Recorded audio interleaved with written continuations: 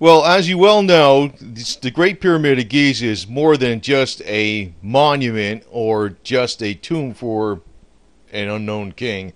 Uh, I think a lot of people have actually come to the conclusion that it probably has other purposes, and that's just to preface to give you a little bit of an introduction for what I'm about to say, because it looks like in Russia they found an incredible discovery in Labinsk, Russia, where they believe there's an ancient microchip, and I'll show you what it looks like, to be 250 million years old.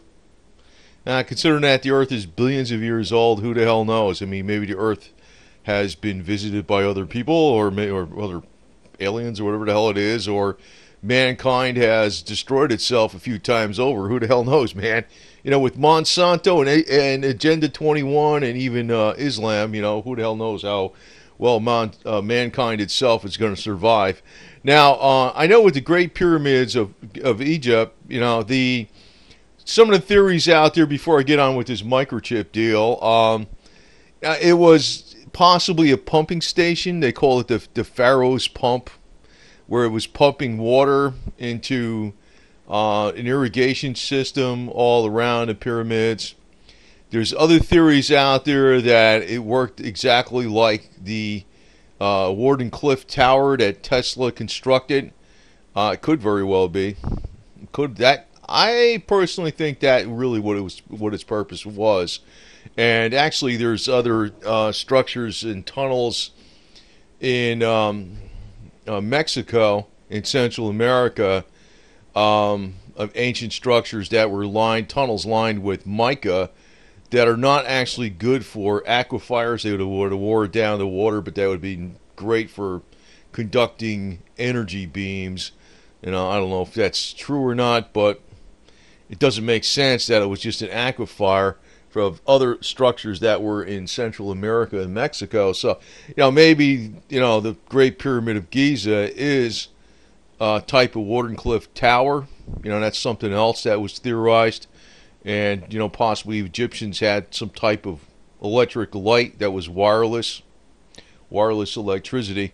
So let me get on to this. You can see the microchip here embedded in the rock right next to this coin. It does indeed look like a microchip. Now, the thing is, they really were not able, they can't carbon date rocks. That's one problem. And what they did was they looked for material inside the microchip. Well, I'm calling it a microchip.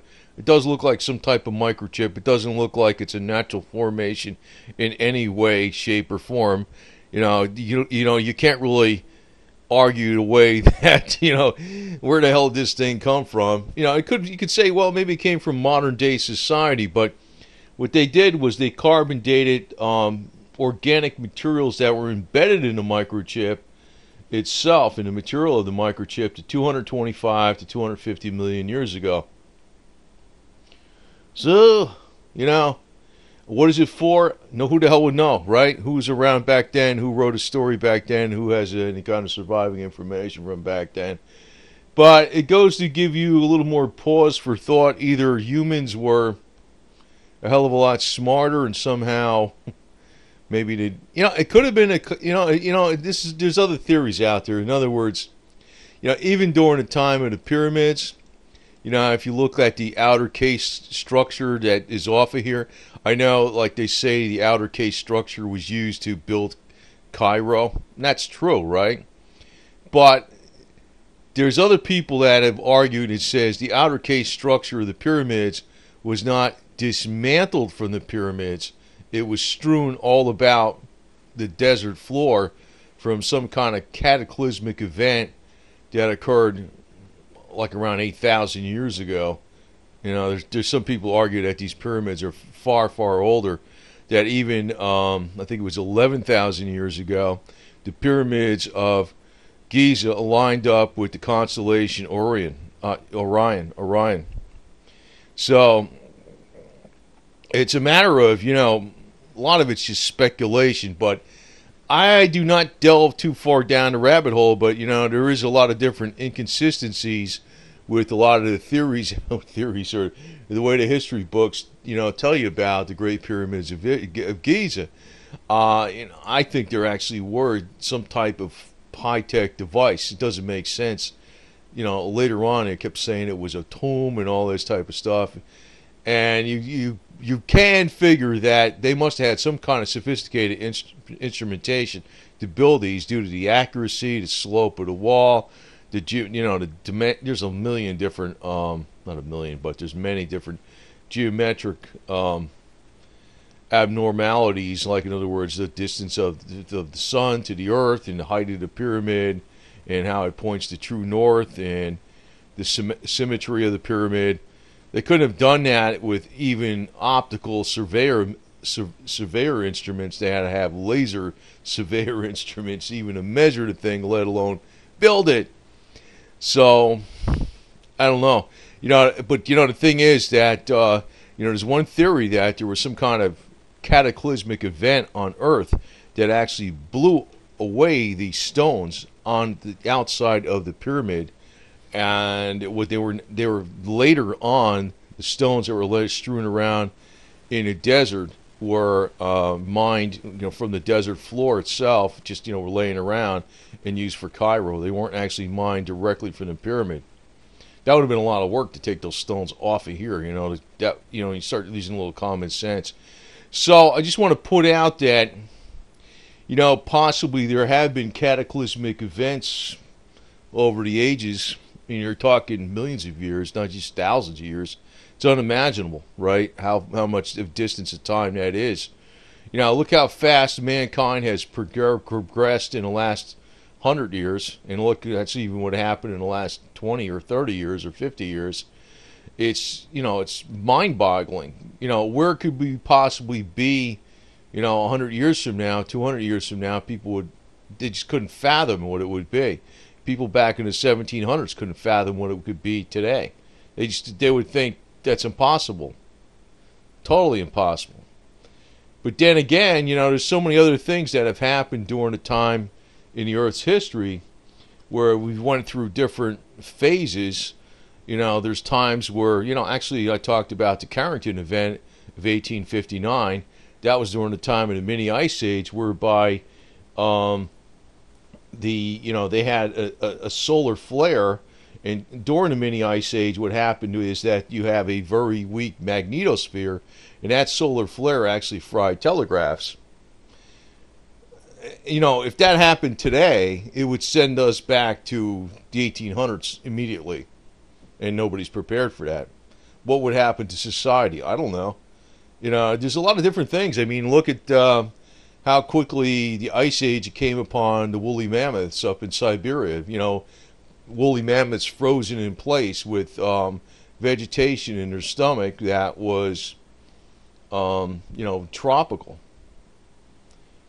So, to think that this is impossible, where 250 million years ago there was maybe even humankind, maybe not something that was from another planet or something, and maybe it was humankind, was this far progressed. Who knows? Who knows? Something, and something could have happened on Earth where everything was destroyed and everything went back to square one, and knowledge was lost in succeeding generations. I know some people are big believers of the Bible. Some people are major detractors of the Bible. But, the story of Noah's Ark and the flood is not just in the Bible, but it's in many different cultures. So, there's probably other instances like that predate the Bible times. So they dated this back. I think it's really solid that they dated it back to 225 to 250 million years ago. And when you look at this, it definitely looks like a man-made, sophisticated type of microchip or something. I don't know what the hell you would call it. I mean, it looks like a microchip from what I would call it. I don't know what it would be, Postage stamp? I don't know. I mean, really, we call it a microchip because that's what we understand today. If it was back in the day, they wouldn't know what the hell it was before microchips, right? So we call it a microchip because it looks like a microchip. But, hey, if it's back in 1800s, they would say, I don't know, it looks like a fancy postage stamp. Who knows? Part of a tapestry. So, But, you know, it does look man-made. And it does look like, you know, somebody did make this out of, like, simple tools because it's small and it's intricately designed and it's symmetrical, right? But who the hell knows what Earth was like millions of years ago? Nobody does, right? I don't even think anybody even knows exactly what Earth was like several hundred years ago, to tell you quite the truth. So, you know, the mysteries are there, and they're probably never, ever going to be unlocked because even if somebody wrote it down, I doubt those records have survived. But there have been things coming up, you know, actually underground cities that have been discovered now recently, even in Turkey.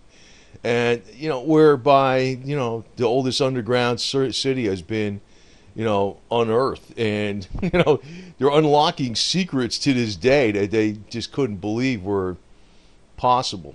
So, you know, even to deal with the, you know, the pyramids, they really didn't get into all the facts about the geometric, you know, proportions of it and how it's related to, you know, our distance to the sun, you know, how it's related to true north and how symmetrical it is until they actually came up with laser surveying instruments where they could even measure the damn thing, you know, to that great degree of accuracy. So, you know, there's a lot of stuff out there. So maybe we do have 250 million year old microchips, and you know, maybe the Earth has been destroyed several times over, either from the events of mankind or more likely, I think, more towards catastrophic events that probably occurred from nature. Because we see a lot of this as evidenced in the times of ice ages, how fast they came along. You know, actually, sometimes the flash freezing of the mammoths. That's actually been an incident that probably might have occurred here just recently, like in the last several months in North America, with a